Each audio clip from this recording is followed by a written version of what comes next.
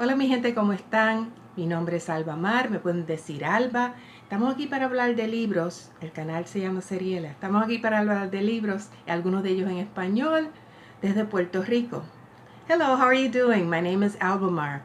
You may call me Alba, the channel name is Seriela. We're here to talk about books and some of them in Spanish from Puerto Rico. And today, I'll be showing you my possibilities for December. I love the way Kazen has renamed the TBR and called it a pile of possibilities.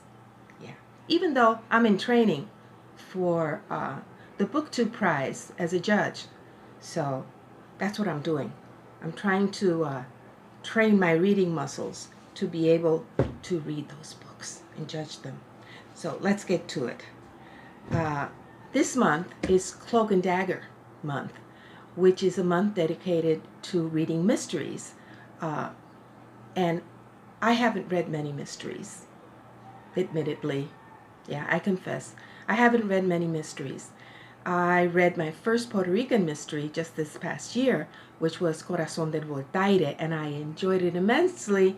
So when Mel announced, and I will link all the hosts down below, when Mel's Bookland Adventures included in her recommendations Umberto Eco's The Name of the Rose, which has been on my personal TBR for the longest time, I jumped on the opportunity. And this is, if I can get this done this month, I will be glad. I want to do this one also because Jason, and I will link his channel down below, has announced a read-along next year for Umberto Eco's Foucault's Pendulum. But I want to read this one first before reading that other one. And to help me out with The Name of the Rose, I have the key to The Name of the Rose, including translations of all the non-English passages, mostly in Latin, because this is a book that takes place in 1327, around that time. This one is written by Adele J. Haft, Jane G. White, and Robert J. White, and already I've been benefited by what I've read of it. Okay, so that's The Name of the Rose for Cloak and Dagger. I will also link below Olive at abookolive's announcement of the Common Read, which is taking place right now and should be finishing today. And I will finish also today because I've kept up despite the family visits and Thanksgiving and all the rest of the activities that I've just had. I've kept up with this reading because it is so engrossing and so important. Just Mercy, A Story of Justice and Redemption by Bryan Stevenson. Yeah, I've learned a lot. It's been painful, but the word redemption here gives me a lot of hope.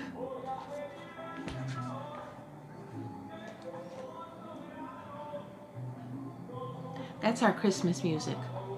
Somebody's playing it on a sound truck.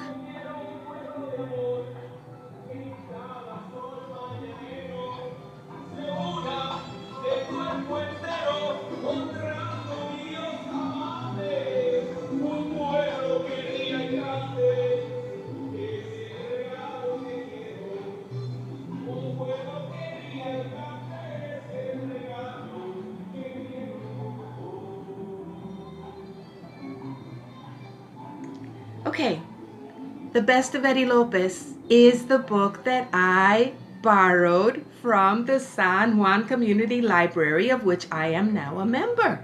Yes, I went with my daughter to San Juan, and we took advantage of that fact that we were in San Juan to go to pass by the community library. I paid my entrance donation as a senior, and They explained all the benefits and services that they offer. And I can get ebooks, some of them in Spanish, through Libby. I have to download Libby now on my phone. And I can renew this book on the phone in case I haven't finished reading. The Best of Eddie Lopez. Eddie Lopez was a columnist with the San Juan Star. He's no longer with us. He passed away at a very young age of cancer. But he had a wonderful sense of humor. And one of the things that I hope one day to be able to read are his letters by a character that he created called Sunday Flowers. And Sunday Flowers is a literal direct translation of the name Domingo Flores. Domingo is Sunday, flowers, flores. And it just goes to show his tremendous sense of humor and also his mastery of both languages, because Eddie Lopez was completely bilingual. Yeah, I'm dying to get into this book. And I have a buddy read with Nina, and I will link her channel down below. Nina is a Puerto Rican who lives in the diaspora, and we are reading already, we started in December, La Guaracha del Macho Camacho, which is a novel by Luis Rafael Sanchez that was written in 1976. The language here is completely different from the language employed in the previous book that I mentioned, La Llamarada, which was written in 1935.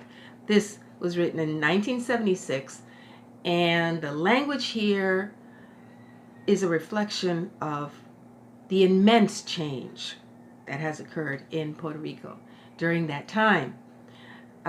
What I like about this edition is that it has about 100 pages of introduction by Arcadio Díaz Quiñones, who's a historian. And this edition by Cátedra, Letras Hispánicas is out of some country that is not Puerto Rico. Madrid. This is in Spain.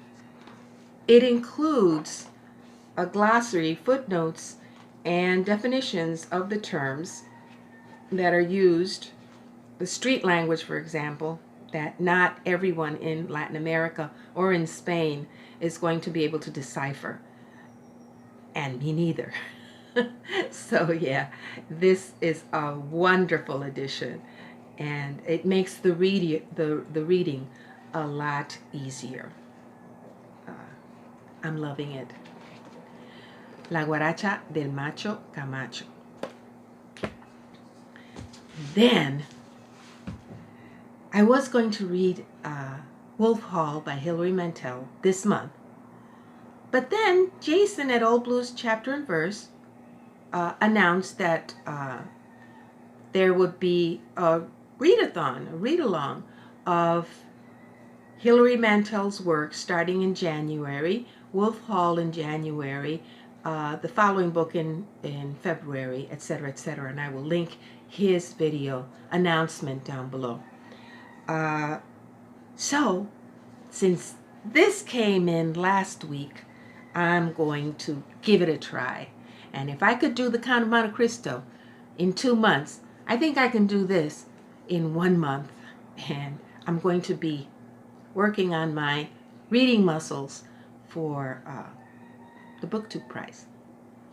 Yeah, so this is Thomas Cromwell, A Revolutionary Life by Dear Maid McCulloch. I probably didn't pronounce that well. But anyway, I wanted to read the nonfiction biography of Cromwell before starting the fictionalized account. So, yeah, and that is what has been happening and what I'll be reading, my pile of possibilities. Thank you, Kazen, and I'll see you soon. Thank you to the new subscribers. Thank you for hanging here, and welcome. I appreciate your time. Take care. Keep reading. Adiós, mi gente. Cuídense mucho. Sigan leyendo. Adiós.